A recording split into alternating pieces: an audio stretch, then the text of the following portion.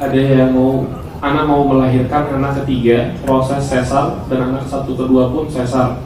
Dokter menyarankan untuk steril, tapi suami melarangnya alasan ingin punya anak perempuan 3, laki-laki 3. Bagaimana istri bersikap? Karena kalau hamil lagi beresiko, tapi suami melarang. Dosakah anak steril? Jazakallah khair.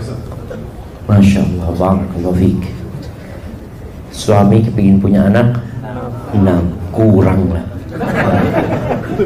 Ana selalu mengingatkan ya, supaya kita semangat punya anak banyak. Di Bondowoso itu ada seorang ustadz namanya Ustadz Zain Bawazir rahimahullahu ta'ala. Dia punya anak 28 dari satu istri. Masya Allah. Makanya memang perlu cari perempuan-perempuan yang walud, kata Nabi SAW kan. Ketika mau milih perempuan kan, tazawwajul walud al wadud, nikahilah wanita yang subur, yang banyak anaknya dan penyayang. Kembali ke pertanyaan, kalau dokter hanya anjuran, maka taati perintahnya suami, karena hanya himbauan. Artinya masih mungkin punya anak, masih mungkin. Sampai berapa orang yang sesar tuh bisa punya anak?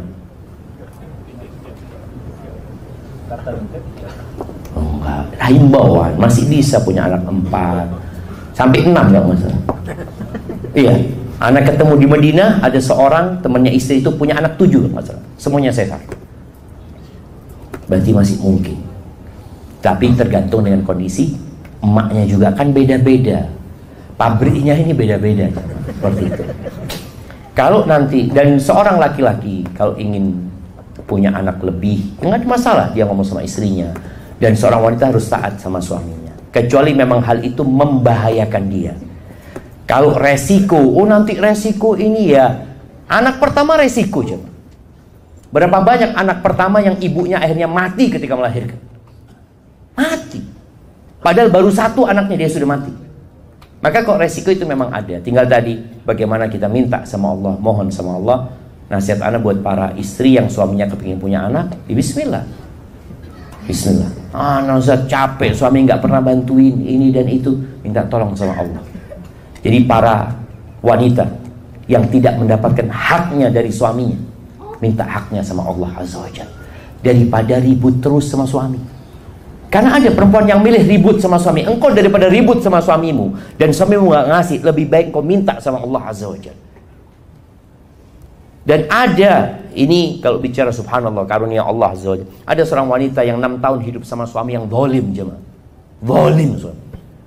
Tapi ini wanita setiap kali ditanya sama orang-orang, gimana suamimu?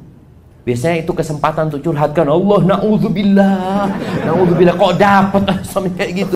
Ini perempuan 6 tahun selalu dipuji suaminya. Tanya gimana suami? Alhamdulillah, baik dia, Masya Allah dia. Semoga Allah tetapkan hatinya di atas ketaatan. Terus dia, maksudnya dia baik dibandingkan dengan yang lebih buruk gitu loh jemaah. Ya kan tetap dia nggak bohong, baik dibandingkan sama fulan-fulan, alhamdulillah masih mending suaminya. Setelah 6 tahun suaminya Masya Allah. Dia katakan, dia cerita setelah 13 tahun sama Syekh, suamiku sekarang seperti cincin di tanganku.